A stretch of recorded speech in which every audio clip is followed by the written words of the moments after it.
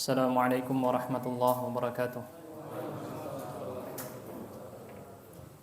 Alhamdulillahi rabbil alamin. Wassalatu wassalamu ala nabiyyina Muhammadin wa ala alihi wa ashabihi ajma'in, amma ba'd. Alhamdulillah, puji syukur kepada Allah Subhanahu wa taala, kita dapat berjumpa lagi dalam pembahasan tata cara salat yang dilakukan oleh Rasulullah Muhammad sallallahu alaihi wasallam. Dan kita menggunakan beberapa kitab ya sebagai rujukan, dan ini kita panduannya adalah hadis-hadis yang diusahakan adalah hadis-hadis sahih. Sedangkan jika ada hadis yang lemah, maka kita jelaskan sedikit tentang itu karena waktunya yang tidak mencukupi. Kalaupun memang waktunya cukup bisa kita panjang lebarkan ya, tapi kita sedang berusaha meringkas. Dan nanti di akhir, kesimpulan di akhir pun nanti kita tunjukkan, diulangi dari awal sampai akhir tata cara yang didasarkan kepada hadis-hadis yang sahih. Nah, rujukan kita diantaranya teman-teman megang itu ya, kitab Sifat Salat Nabi punyanya Syekh Al-Albani, dan juga saya merujuk juga kepada Sifat Salat Nabi punyanya Ibnul Qayyim dengan syarahnya Syekh Al-Musyaiqih, kemudian juga merujuk ke syarahnya Syekh Bazmul untuk Sifat Salat Nabi, terus Sifat Salat Nabinya Syekh Muqbil Al-Wadi'i, kemudian juga kita merujuk kepada yang versi Indonesia ini juga ya, dari salah seorang ustadz hafizahullah.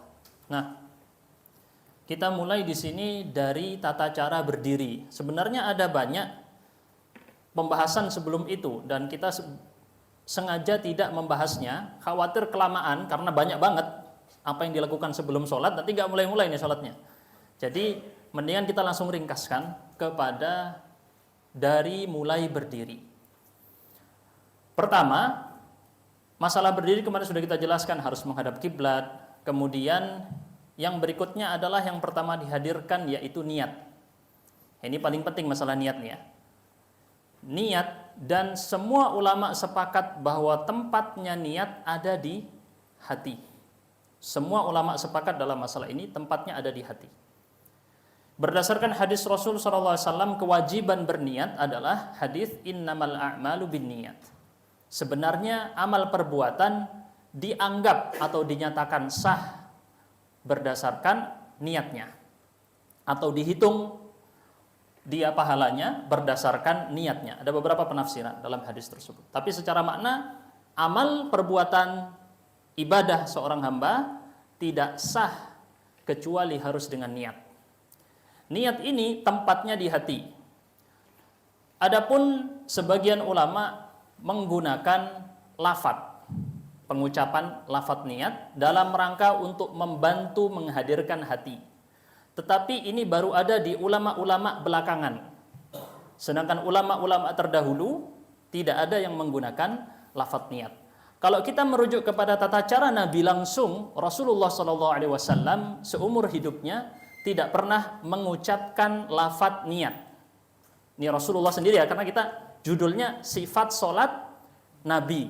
Ya, kita fokus sifat salat Nabi. Bukan sifat salat Syekh Fulan atau Syekh Fulan, Ustadz Fulan, enggak ya. Sekarang kita fokus bagaimana cara Nabi sholat. Beliau tidak mengucapkan niat secara pelafatan. Nah, dari mana Ustadz, para ulama yang mengatakan bahwa ada diminta untuk mengucapkan niat, itu diantara memahami perkataan Imam Syafi'i yang disalah atau dianggap salah maknanya. Ini disebutkan dalam kitab Al-Majmu' oleh Al-Imam An-Nawawi. Al-Imam An-Nawawi ini rujukan besar mazhab Syafi'i. Beliau menyinggung di kitab Majmu' tentang masalah ini dan menyebutkan bahwa para ulama mazhab Syafi'i mengatakan itu ada salah memahami. Yang dimaksud dengan Imam Syafi'i menyebut, mengucapkan di situ adalah mengucapkan takbir, bukan mengucapkan niat. Nah, ini kalau kita merujuk kepada kitabnya Imam Nawawi. Nah, ini secara sekilas dulu ya biar tahu ya. Nah, kemudian ulama-ulama belakangan ada yang meminta untuk ditambahkan pengucapan niat. Kenapa? Untuk menghadirkan hati. Nah, ini ada dua kubu. Ada dua kubu yang perlu dikoreksi dalam masalah ini. Pertama apa? Yang mengatakan bahwa kalau tidak mengucapkan niat maka sholatnya tidak sah. Ini salah memahami. Karena tidak ada ulama yang mengatakan demikian di masa lalu, yakni disinggung oleh Imam Nawawi dalam masalah ini. Jadi ulama sepakat bahwa tempatnya niat adalah di hati. Jadi misal di dalam mazhab Syafi'i sendiri pun, apabila orang mengucapkan niat sholat zuhur, kalau dia dalam hati berniat sholat asar, yang dianggap sholat asar yang di hati, bukan di ucapannya. Paham ya? Jadi kalau berselisih antara ucapan dengan hati, maka yang dianggap niatnya adalah hati. Ini silakan dicek di kitab-kitab mazhab Syafi'i. Nah, ini pertama perlu diluruskan terlebih dahulu. Jadi orang yang tidak mengucapkan niat ketika mau sholat, bukan berarti sholatnya tidak sah, karena niat tempatnya di hati. Kubu selanjutnya yang juga salah dalam memahami ini adalah dengan tidak niat sama sekali. Langsung dia datang, langsung sholat, dan dia tidak menghadirkan niat di dalam hati mau sholat apa. Ini juga salah. Dihadirkan karena sholat ada macam-macam. Ada sholat sunnah, ada sholat wajib, ada sholat. Nah, ini harus dijelaskan. Sholat sunnah apa yang mau dilakukan. Dan terkadang masalah niat ini panjang ya, kapan-kapan mungkin kita bahas. Di antaranya seperti menggabungkan dua niat. Nah, kapan boleh, kapan tidak boleh. Gitu ya.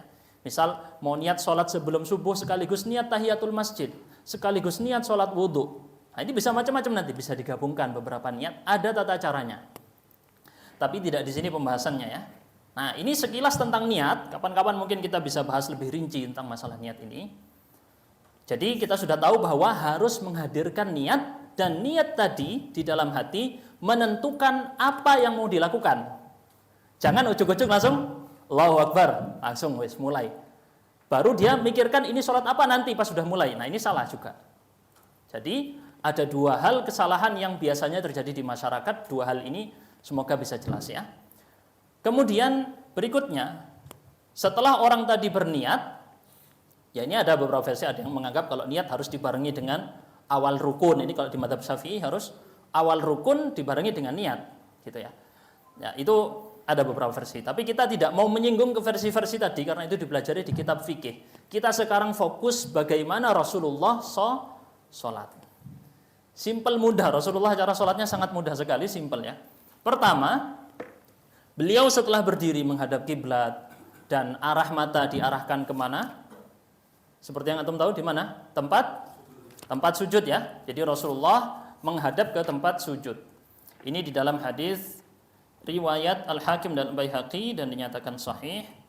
Hadis ini menyebutkan bahwa Rasulullah tidak berpaling pandangannya dari tempat sujud. Ini riwayat Aisyah radhiyallahu anha ya, ketika beliau sholat di dalam Ka'bah.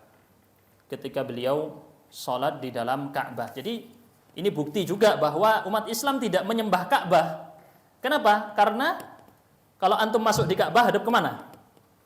Hadapnya bebas kalau di dalam Ka'bah. Jadi bisa sholat di dalam Ka'bah, teman-teman. Ustaz, tapi saya tidak bisa masuk Ka'bah. Bisa yang itu, tempat sholat yang Hijr Ismail itu. Apa ya sebutnya, Hijr Ismail ya?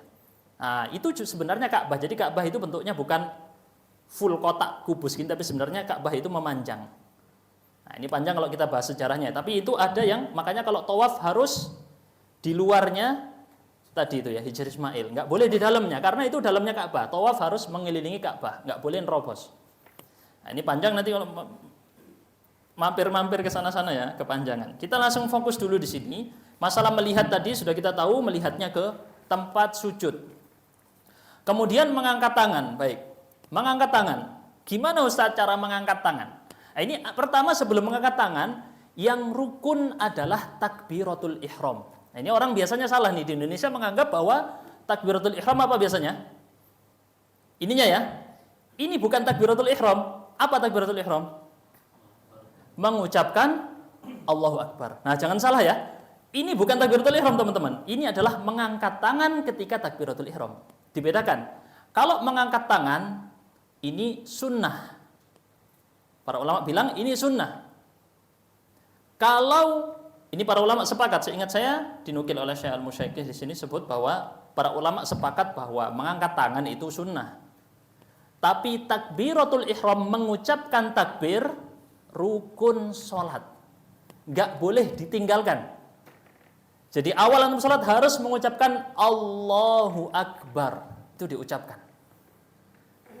Saya sering lihat orang bahkan dia sudah ngaji atau sudah mondok, bahkan ya udah alumni pondok, dia sholat cuman gini aja, tapi nggak mengucapkan Allahu Akbar, maka di sini kalau kita pakai logika fikih, sholatnya tidak sah karena rukunnya hilang satu. Kalau rukun hilang satu tidak sah. Ingat ya baik-baik ya di sini ya. Apa rujukannya Ustaz? Ada hadis tentang masalah ini ketika Rasul memperbaiki orang yang sholatnya tergesa-gesa. Lalu sama Rasul diperbaiki. Perintah pertama oleh Rasul kepada dia, kabbir. Di dalam perintahnya itu kepada orang tadi adalah disuruh mengucapkan Allahu Akbar. Berarti penting ya, Bapak-bapak sekalian, saudara-saudara sekalian, awal sholat Allahu Akbar jangan ditinggalkan. Bedakan, kalau takbiratul ihram pertama itu harus. Takbiratul ihram pertama itu harus mengucapkan Allahu Akbar. Adapun mengangkat tangan, nah ini pembahasan lain. Kita mulai dulu dari masalah takbiratul ihram. Semua ulama sepakat bahwa mengucapkan Allahu Akbar adalah rukun. Dalilnya apa? Kepanjangan kalau diceritakan di sini ya. Dalilnya adalah hadis yang terkenal di masalah yang disebut dengan al-musik sholatahu. Jadi ada seorang sahabat Nabi yang ketika sholatnya tergesa-gesa, kurang bagus sholatnya, sama Rasul disuruh ulangi. Dia berbuat lagi, salah lagi sholatnya, disuruh ulangi lagi. Terus begitu sampai Rasul ajarkan tata caranya. Di dalamnya ada perintah, yaitu mengucapkan takbir.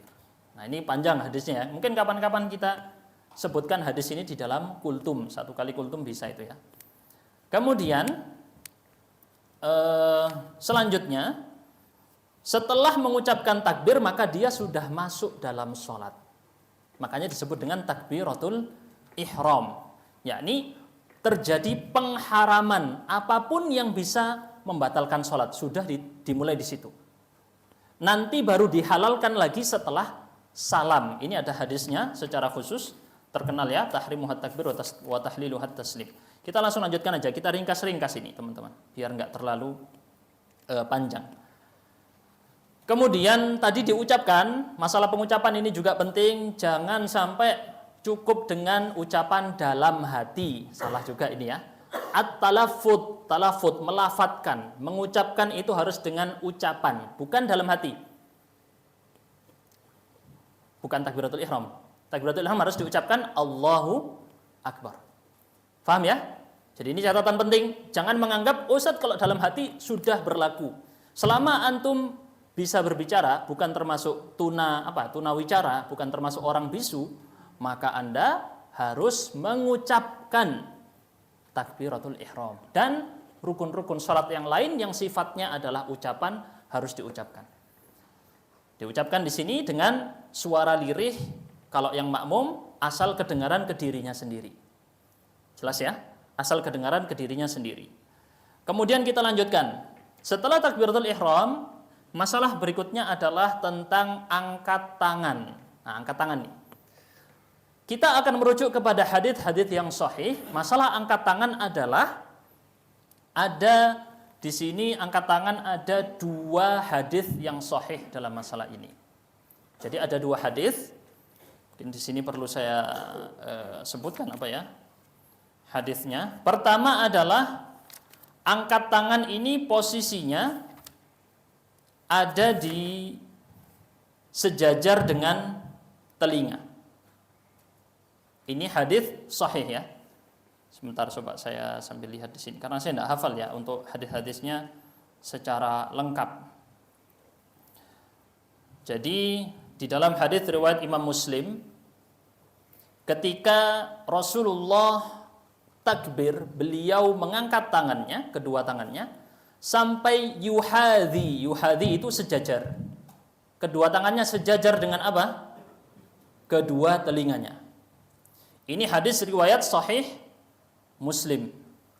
Hadis riwayat sahih Muslim. Oke. Bahkan di dalam riwayat yang lain, ini di dalam riwayat yang lain di sahih Muslim juga, tapi lafaz, dan ini diriwayat di Musnad Ahmad, lafadznya pakai lafadznya Imam Ahmad. Itu periwayatnya yaitu Wa'il bin Hujr atau Hajar nggak tahu nih ya bacanya radhiyallahu anh. Beliau mengatakan ra'aitu ibhamaihi, aku melihat 2 jempol Rasul dekat dengan telinganya. 2 jempolnya dekat dengan telinganya. Jadi ini adalah tata cara yang pertama. Jelas? Kemudian yang kedua, hadis sahih yang berikutnya adalah sejajar dengan dua bahu. Dua bahu ini ya. Nah, ini adalah hadis yang diriwayatkan oleh Al-Imam Al-Bukhari dalam kitab sahihnya. Jadi ada dua versi. Terus Ustadz, sebagian ulama ada yang memandang menguatkan salah satu. Jadi ada yang milih ini atau ada yang milih ini.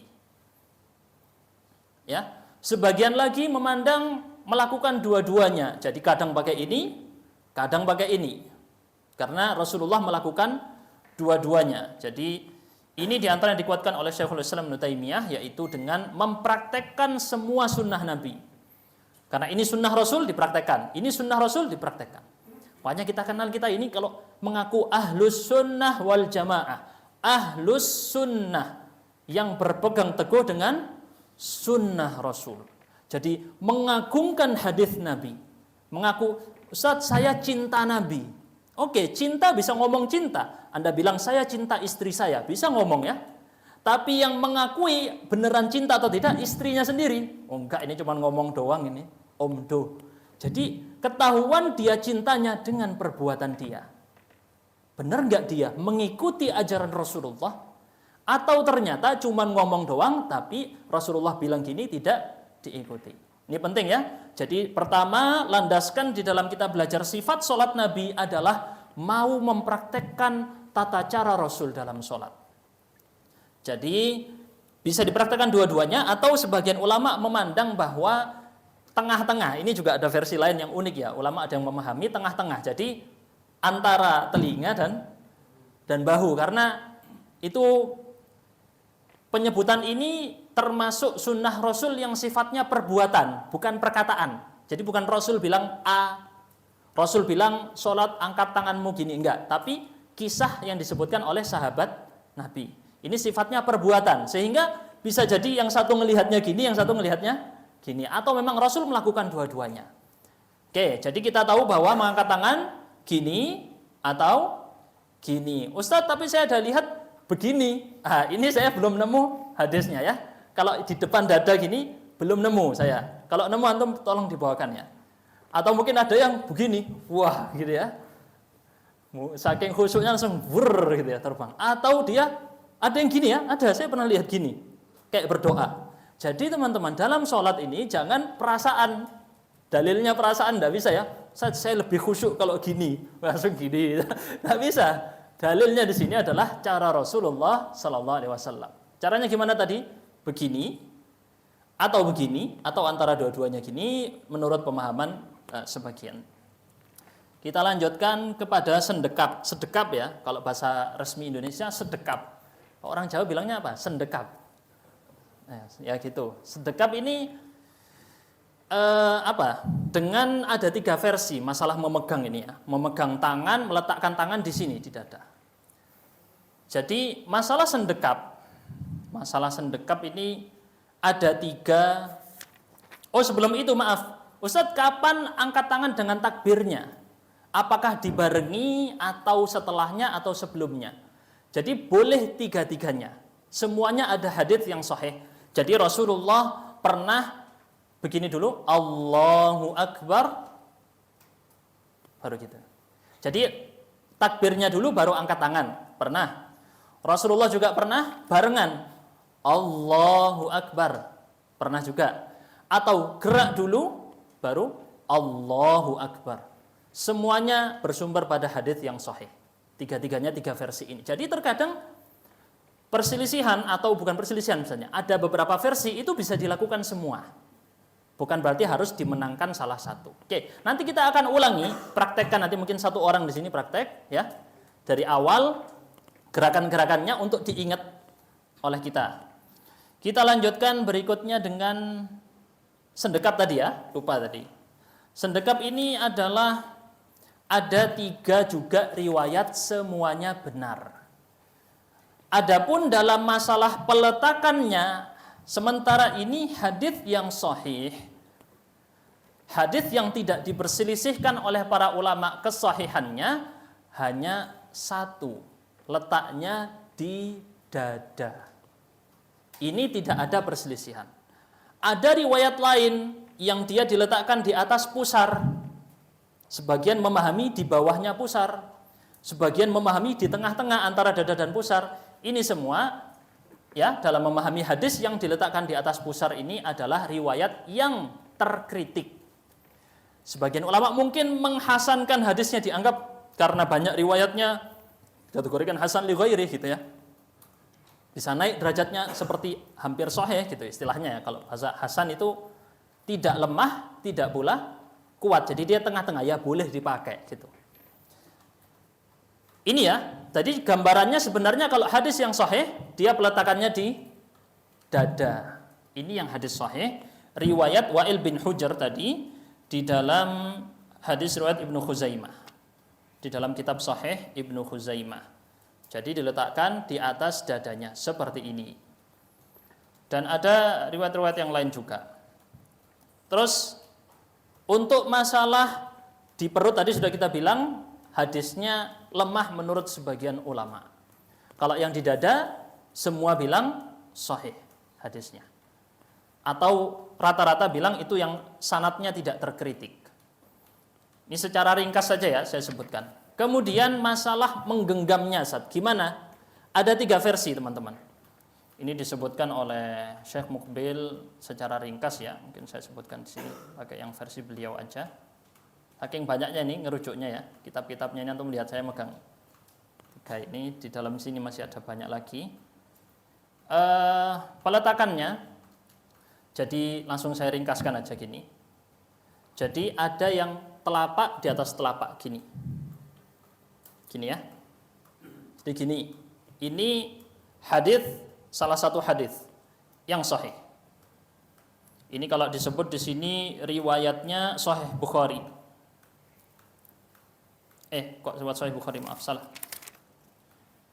Riwayatnya adalah yang tadi ya, Sahih Ibnu Khuzaimah, yang Wa'il bin Hujr. Gini. Tangan di atas tangan. Yang kedua, riwayat Sahih Bukhari adalah tangan di atas lengan. Gini ya. Ini juga sahih. Kemudian yang ketiga adalah menggenggam sininya ya. Sini kalau yang saya pelajari bentar. Menggenggam aruz itu ini. Apa namanya ini? Pergelangan tangan ya. Pergelangan tangan. Jadi ini di dalam riwayat Sunan Abu Dawud. Hadisnya Wa'il bin Hujr juga, sahabat Nabi tadi yang meriwayatkan. Jadi beliau meletakkan di sini atau di sini atau di sini. Kelihatan ya? Saya ulangi lagi. 1 versi pertama, versi kedua, versi ketiga. Ini perkiraan ya. Ini perkiraan. Jadi ada yang tidak digenggam dan sisanya digenggam. Oke. Kemudian kita lanjut. Berikutnya adalah, karena waktunya takut nggak cukup ini ya. Doa, biasa orang Indonesia nyebut apa? Doa iftitah ya. Doa iftitah. Atau bahasa Arabnya juga yang lain istiftah. Doa istiftah ini hadis yang paling sahih, yang tidak terkritik sama sekali, adalah bacaan Allahumma ba'id baini wa baina khotoyaya kama ba'adta bainal masyriqi wal maghrib. Nah, dan seterusnya itu ya. Mungkin pernah belajar dulu. Nah, itu yang tidak terkritik sama sekali karena dia di Sahih Bukhari dan Sahih Muslim. Kemudian ada lagi hadis yang terkenal juga, ini biasanya yang paling pendek. Ini prakteknya Umar bin Khattab, subhanakallahumma bihamdika tabarakasmuka wa ta'ala jadduka wa la ilaha ghairuka. Ini paling pendek, paling enak, cepat. Kemudian yang sering dipraktekkan di negeri kita, mazhab Syafi'i, ya antum tahu ya? Kabira walhamdulillah katsir. Inni wajjahtu, sebenarnya mulainya dari wajjahtu wajhiya lilladzi fataras samawati wal arda hanifan muslima. Tetapi asli doa ini panjang banget. Aslinya yang dipraktekkan di masyarakat ini versi pendeknya ya. Kalau antum lihat di teks hadisnya panjang banget, dan itu beliau lakukan di sholat malam. Oleh karenanya, walaupun itu dipilih oleh Imam Syafi'i sendiri, tapi secara ringkas bahwa hadis tentang masalah bacaan doa iftitah sangat-sangat banyak sekali. Enggak cuma satu versi Rasulullah ya. Ada yang bacaannya lebih ringkas lagi dengan membaca Allahu Akbar kabira, Allahu Akbar kabira, tapi ada catatan di sanadnya. Banyak banget ya untuk hadis-hadisnya di sini. Misalnya ada yang Allahu Akbar, Allahu Akbar, Allahu Akbar, dzul malakut wal jabarut wal kibriya wal 'azamah. Ada banyak versi Rasulullah mempraktekkan ini. Cuman kalau kita lihat kebanyakan yang versi-versi ini biasanya yang panjang-panjang terutama itu dibaca ketika sholat malam. Makanya diriwayatkan oleh Aisyah misalnya. Allahumma rabba Jibril wa Mikail wa Israfil dan seterusnya. Ini kalau yang versi di Indonesia kan banyaknya wajjahtu wajhiya lilladzi fataras samawati wal ard. Itu kalau Anda lihat teksnya ada di Sahih Muslim, panjang banget sebenarnya ya. Dan itu dipraktekkan ketika Rasulullah Shallallahu Alaihi Wasallam sholat malam. Ya, yang manapun Anda praktekkan semuanya asalkan merujuk kepada hadis dan semuanya hadisnya sahih tadi yang sebagian kita sebutkan itu, silahkan dipakai yang mana saja. Boleh dibikin beragam. Jadi sholat ini sekarang pakai doa iftitah yang ini, nanti beda lagi. Malam pakai yang panjang, sunnahnya kalau malam itu pakai yang panjang. Jadi bacaan itu nggak cuma satu Bapak-bapak sekalian ya. Bisa pakai yang A, B, C, semuanya ada riwayatnya. Ini menunjukkan keluasan yang disebutkan dalam syariat kita. Kita langsung lanjutkan berikutnya dengan isti'adzah. Isti'adzah itu apa? Biasa kita sebutnya ta'awudz. Apa? A'udzu billahi minasyaitonir rajim. Lafaz isti'adzah ada 3 versi biasanya yang dikenal.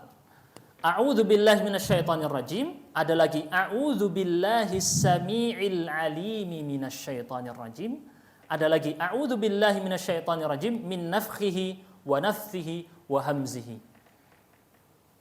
Ini yang terkenal ada 3 biasanya ya, atau dibaca secara lengkap tadi a'udzu billahi samii'il 'alim minasyaitonir rajim min hamzihi wa nafthihi wa nafthihi. Ini riwayat Abu Daud, Tirmidzi dan Nasa'i. Kenapa kok isti'adzah? Karena kita sedang mau memulai sholat, ada di situ bacaan Quran dan Allah Subhanahu wa taala berfirman, "Fa idza qara'tal Qur'an fasta'idz billah minasyaitonir rajim." Kalau kamu mau membaca Al-Qur'an, bacalah isti'adzah. Meminta perlindungan. Baru kemudian lanjut basmalah. Oke, kita persingkat ya di sini ya. Membaca basmalah saat membaca Al-Fatihah. Al-Fatihah ini sendiri, saudara-saudara sekalian, harus dibaca di setiap rakaat, kecuali apabila dia makmum yang terlambat masbuk, dia baca semampunya. Dia terlambat datang ya, kemudian imamnya sudah bacaan-bacaan terakhir surat-surat yang setelahnya Al-Fatihah, maka dia membaca Al-Fatihah semampunya dan tidak boleh ditinggalkan. Kenapa? Karena ada hadis Rasul sallallahu alaihi wasallam, la salata liman lam yaqra bi Fatihatil Kitab. Tidak ada salat bagi orang yang tidak membaca di dalamnya surat Al-Fatihah. Ini hadis riwayat Bukhari dan Muslim. Tegas sekali, wajib membaca Al-Fatihah, dibaca. Hanya saja ketika sholatnya tipenya adalah sholat yang dikeraskan bacaannya. Bismillahirrahmanirrahim, imamnya ya, membaca dengan lafaz yang keras kapan itu? Subuh, maghrib, isya. Intinya ketika matahari gelap, maksudnya suasana gelap ya, matahari terbenam, itu maka bacaannya dikeraskan. Ketika itu maka orang tersebut yang menjadi makmum, sebagian ulama berpandangan boleh tidak membaca Al-Fatihah. Kenapa? Karena bacaan dia ikut kepada bacaan imam. Oke. Ini sebagian pandangan. Sebagian lagi memandang bahwa tetap wajib membaca surat Al-Fatihah. Cuman ya di sini kita tidak membahas lebih detail perbedaan pendapat ini, dalil-dalilnya masing-masing, tapi saya memberitahu kepada antum ada yang seperti ini dan ada yang seperti ini. Yang penting antum kalau memang meyakini harus baca Al-Fatihah, maka tata caranya seperti apa Ustadz? Kalau imamnya lagi baca, tata caranya ada 2. bisa dengan diantara Al-Fatihahnya imam. Misal imamnya bilang Alhamdulillahi Rabbil Alamin, dia ada diam sejenak, dipakai membaca sendiri. Alhamdulillah Rabbil Alamin. Jadi diantara ayat Al-Fatihahnya imam, dia baca setelahnya. Atau setelah amin, itu waktunya bagi makmum membaca surat Al-Fatihah. Bagi yang meyakini bahwa tetap wajib seorang makmum membaca ketika imamnya pun sudah membacanya. Adapun ketika sir itu apa? 2 rakaat yang setelahnya, maksudnya saya setelah apa istilahnya? Rakaat ketiga atau rakaat keempat, maka setiap makmum wajib membaca sendiri-sendiri. Jelas ya di sini ya? Ini saya ringkaskan aja, karena kalau dibacain semua sama dalilnya waktunya nggak cukup ya. Baik, bacain semuanya. Tapi secara ringkas seperti itu. Pertanyaannya sekarang gini Ustadz, di kampung saya itu ada 2 versi Ustadz. Ada yang bismillahnya dikeraskan, ada yang bismillahnya dipelankan. Yang mana yang benar Ustadz? Semuanya benar, semuanya ada hadisnya yang sahih. Jelas ya? Jadi jangan menyangka bahwa misalnya saya ngimami ya, terus saya nggak kedengaran baca basmalah. Jangan dianggap, wah ini ustadznya nggak baca bismillah, sholatnya tidak sah. Ya? Jangan menduga seperti itu. Kenapa? Karena Rasulullah SAW sendiri, Abu Bakar, Umar, Utsman, semuanya ketika mengimami langsung mulai dengan Alhamdulillahi Rabbil Alamin. Ini beliau tadi langsung memulai dengan Alhamdulillah, tetapi membaca basmalahnya tadi dipelankan. Jadi para makmumnya mendengar langsung Alhamdulillah. Ini bisa dilihat di riwayat Sahih Muslim dari Anas bin Malik. Beliau mengatakan, aku sholat bersama Rasulullah dan Abu Bakar dan Umar dan Utsman. Aku tidak pernah mendengar salah seorang dari mereka membaca Bismillahirrahmanirrahim. Tidak pernah. Ini kata siapa? Kata Anas bin Malik, pelayannya Rasul selama 10 tahun. Tidak pernah beliau mendengar Rasulullah membaca basmalah dengan keras ketika mengimami. Jelas ya di sini ya. Jadi Bismillah, ketika saya tidak mengucap Bismillah bukan berarti nggak mengucap. Saya tetap mengucapkan basmalah tetapi pelan. Tapi jangan juga menganggap bahwa Ustadz berarti boleh langsung sholat, langsung Alhamdulillahirrahmanirrahim juga. Jangan. Kenapa? Karena Bismillah termasuk dari ayat pertama surat Al-Fatihah.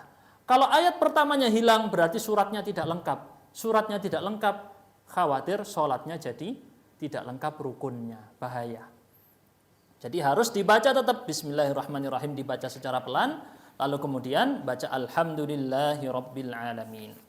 Dan yang mengeraskan pun juga memiliki dalil yang dimana itu hadis Abu Hurairah. Jadi Abu Hurairah ketika mengimami, beliau membaca dengan keras bismillahnya. Kemudian beliau mengatakan, aku adalah orang yang paling mirip sholatnya dengan Rasulullah. Jadi ini kata Abu Hurairah ya, dan ini kalau nggak salah di Sahih Muslim, seingat saya. Saya agak lupa, kalau nggak salah di Sahih Muslim. Coba saya lihatnya. Oh bukan. Di dalam riwayat An-Nasa'i dan Sahih Ibnu Khuzaimah dan Sahih Ibnu Hibban. Begitu. Kemudian kita lanjutkan kepada masalah amin. Mengucapkan amin. Mengucapkan amin ini harus dengan suara juga. Maksudnya bukan harus ya di sini. Lebih baik dengan suara. Memang dia tidak masuk rukun sholat. Misal orang tidak bilang amin, sholatnya tetap sah. Cuman lebih baik dia mengucapkan amin dengan suara, bahkan para sahabat Nabi mengucapkannya dengan suara yang lantang. Seperti ada getaran gitu ya, kayak rame. Suara amin itu saking kerasnya. Jadi para sahabat mengucapkan amin dengan suara sangat keras. Dan ini ada beberapa riwayat tentang masalah amin ini. Yang paling penting adalah sebab ketika antum mengucapkan amin tadi, ternyata dibarengi dengan malaikat. Ini dalam hadis riwayat Abu Hurairah. Disebutkan di dalam Sahih Bukhari dan Sahih Muslim, idza ammanal imam fa aminu. Apabila seorang imam mengucapkan amin, maka ucapkanlah amin. Fa innahu man wafaqa ta'minuhu ta'minal malaikah ghufira lahu ma taqaddama min dzambi. Apabila ucapan amin Anda berbarengan dengan ucapan amin malaikat, maka dihapuskan seluruh dosanya dia yang telah lalu. Kalau pas tepat-tepatan bareng dengan bacaan malaikat. Jadi malaikat juga ikut mengaminkan. Jadi kita mengejar fadilah keutamaan itu tadi. Cuman memang ada dua pendapat dalam masalah ini, yaitu mengucapkan amin apakah bareng dengan imam atau setelah imam. Tapi kalau kita lihat dalam hadis tadi, diusahakan bareng dengan imam, karena imam, makmum, dan malaikat diusahakan bareng semua agar mendapatkan keutamaannya. Karena kalau imamnya duluan, makmumnya baru setelahnya, kan berarti siapa yang dapat bacaannya malaikat? Kalau nggak imam ya makmum ya. Berarti dibarengi ya teman-teman ya. Dibarengi dengan bacaan imam. Tapi jangan sampai mendahului aminnya imam. Ini juga terkadang imamnya ya salah. Pas waladhdallin, tidak baca amin imamnya ya kadang ya. Diem dia. Kelewatan dari keutamaan mendapatkan aminnya malaikat. Jadi imam tetap mengucapkan amin sama sebagaimana makmum dan diusahakan dibarengkan semua. Kita lanjutkan, dan cara baca amin juga A-nya panjang di depan, amin. Boleh panjang banget, boleh tidak. Min yang belakang ini. Seperti antum belajar di ilmu tajwid itu ya. Ada namanya mad arid lis sukun. Amin. A-nya di depan harus panjang. Karena kalau tidak panjang maknanya berubah. Kita lanjut berikutnya, terakhir sebagai penutup ya, tinggal 2 menit ini. Setelah membaca amin, di dalam sunnah Rasul SAW adalah imamnya diam sejenak. Baru tidak langsung memulai dengan surat atau ayat setelahnya, tapi Rasulullah diam sejenak. Baru kemudian memulai dengan surat-surat setelah surat Al-Fatihah. Baik. Bagaimana Ustadz Rasulullah dalam membaca surat-surat tadi? Di sini saya rangkumkan sekilas ya. Subuh Rasul baca apa, zuhur baca apa, asar baca apa ini. Saya kasih gambaran secara sangat sederhana sekali untuk gampang mudah dihafal. Subuh Rasul membaca surat-surat yang panjang. Panjangnya ini apa? Jadi di dalam Quran kita, mulai dari surat Al-Hujurat, boleh dicek surat Al-Hujurat ini versi Madzhab Syafi'i. Surat Al-Hujurat di juz 26 itu sampai An-Nas semuanya disebut dengan surat mufassal. Apa itu mufassal? Surat yang di situ banyak bismillahnya. Jadi maksudnya habis selesai satu surat langsung surat baru, cepat ya. Itu namanya surat-surat mufassal. Dari Al-Hujurat juz 26 sampai juz 30 khatam. Baik. Rasulullah dalam mengimami membaginya dari surat-surat tadi. Di antaranya ya, kebiasaan beliau. Tapi terkadang beliau juga pakai ayat-ayat yang di luar tadi juga. Ada riwayat-riwayatnya ya, secara ringkas lah kita lihat di sini. Kemudian Rasulullah memulai dengan sholat subuh itu dengan yang panjang-panjang. Disebut dengan tiwalul mufassal. Apa itu tiwalul mufassal? Seperti ukuran surat Al-Hujurat atau surat Ar-Rahman.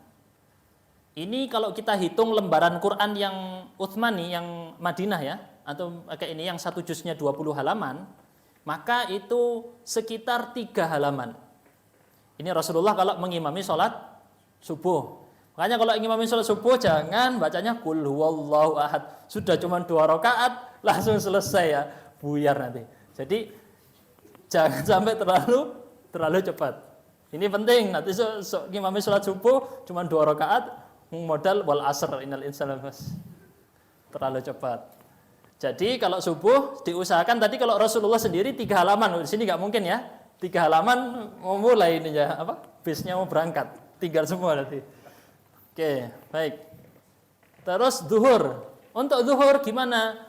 Zuhur dan asar ini saya agak kelewat ini tadi, tapi kira-kira bacaan Rasulullah itu, bentar, kok saya lupa yang masalah zuhur asar ya. Langsung dulu ke maghrib ya, Kalau di maghrib, Rasulullah Shallallahu Alaihi Wasallam itu membaca yang pendek-pendek. Pendek-pendek itu seperti apa? Pendek-pendek itu seperti surat Al-Asr dan Al-Ikhlas kalau di versi Madzhab Syafi'iyah. Atau ya kira-kira setengah halaman. Perkiraannya ya sekitar setengah atau sepertiga halaman. Yang pendek-pendek tadi. Cuman kalau di sini dipraktekkan, saya pakai gitu pada terlambat di sini ya, salat maghrib. Jadi kadang kita perlu melihat kondisi masyarakat kita. Orang antum langsung baca surat Al-Baqarah subuh-subuh. Yang belakang tua-tua, kasihan ya, buyar duluan itu. Jadi memang harus diperhatikan orang-orang yang di belakang kita. Apalagi kalau ada anak kecil yang rewel ya, atau orang yang tua-tua jompo, kalau bisa sholatnya di pinggir ini. Di apa? di dekat-dekat tembok. Kenapa? Karena Rasulullah itu ketika beliau lanjut usia dan tidak mampu berdiri, beliau ada pakai bantuan tongkat. Sambil megang tongkat untuk berdiri. Jadi yang tua-tua kalau bisa di pinggir-pinggir itu sambil pegangan tembok ya. Khawatir jatuh. Bahaya. Baik, untuk membaca surat tadi maghrib yang pendek-pendek ya. Kemudian isya. Baik, yang isya para ulama sebut ausatul mufassal, yang tengah-tengah. Tidak panjang, tidak pendek. Seperti surat apa? Seperti surat ini disebutkan dalam hadis Rasul ketika menegur Mu'adz bin Jabal. Ketika beliau membaca sholat isya kepanjangan, sampai ada jemaah yang bubar, keluar duluan ya. Misah duluan ini jemaahnya. Sampai dimarahi, Mu'adz bin Jabal dimarahi oleh Rasul. Akhirnya Rasul mengatakan kepada Mu'adz, sholatlah, bacakan di situ dengan wal-laili atau wasyamsi. Surat Al-Lail dan surat Asy-Syams. Ya kira-kira hampir satu halaman itu kalau diukur di Quran sekarang ya. Kira-kira hampir satu halaman. Itu kalau sholat isya. Ini kebiasaan Rasul, bukan berarti harus seperti itu, enggak ya. Tapi kebiasaan Rasul adalah seperti itu. Adapun zuhur dan asar, maka kalau kita lihat di masalah zuhur dan asar itu kira-kira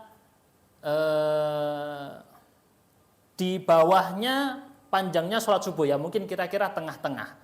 Kalau asar itu lebih ringan lagi. Ini ada beberapa versi memang dalam masalah zuhur dan asar. Untuk patokannya juga enggak ketahuan karena zuhur dan asar tidak dibaca secara lantang ya. Jadi kita ingat-ingat tadi subuh panjang, pesan Rasul ya. Kalau maghrib pendek, kalau isya tengah-tengah. Baik. Oke, itu mungkin cukup segini. Nanti kita lanjutkan dengan ruko. Ini versi ringkas banget teman-teman. Kalau mau versi lebih panjang silahkan dibaca sendiri kitabnya. Sudah ditaruh di situ nanti ya, di lemari. Jadi saya ulang secara ringkas saja nih. Dari awal niat Rasulullah SAW, niatnya tidak diucapkan, tidak dilafadzkan. Kemudian ketika takbir, beliau bisa sebelum mengangkat tangan atau barengan dengan angkat tangan atau setelah angkat tangan. Kemudian ketika mengangkat tangan sejajar dengan telinga atau sejajar dengan bahu. Ketika beliau sendekap, Rasulullah apa? Di atas dada. Oke, masalah nanti Ustaz lagi capek saya tidak kuat di dada. Ya turunin dikit. Terserah antum karena itu tidak membatalkan sholat. Tapi kalau mau yang mengikuti Rasul gini ya, dan enak antum kalau pas di dada itu kerasa ada deg deg deg. Mungkin lebih khusyuk ya, saya tidak tahu juga. Mungkin kerasa lebih khusyuk bagi antum. Nah, untuk versi pegangannya gimana tadi? Bisa begini, diletakkan, bisa digenggam di pergelangan, bisa di gini ya, bisa begini juga. Ada 3. Kemudian membaca, jangan lupa membaca a'udzubillahi minasyaitonirrajim. Lalu bismillahnya jangan lupa jangan ditinggalkan. Kemudian baca Al-Fatihah itu wajib. Kalau makmum bacanya setelah imam atau di antara bacaan imam. Kemudian untuk surat-surat setelah Al-Fatihah maka disesuaikan. Kalau membaca surat yang panjang-panjang silahkan di sholat tahajud. Begitu ya. Dan Rasul kalau sholat tahajud beliau dalam satu kali berdiri bisa baca surat Al-Baqarah ya teman-teman ya. Masya Allah. Kita mungkin tidak pernah sama sekali ya. Satu kali pun tidak pernah. Baik, mungkin cukup segitu dulu. Subhanakallahumma bihamdika asyhadu an la ilaha illa anta astaghfiruka wa atubu ilaik. Semoga yang sedikit ini bisa bermanfaat. Wassalamualaikum warahmatullahi wabarakatuh.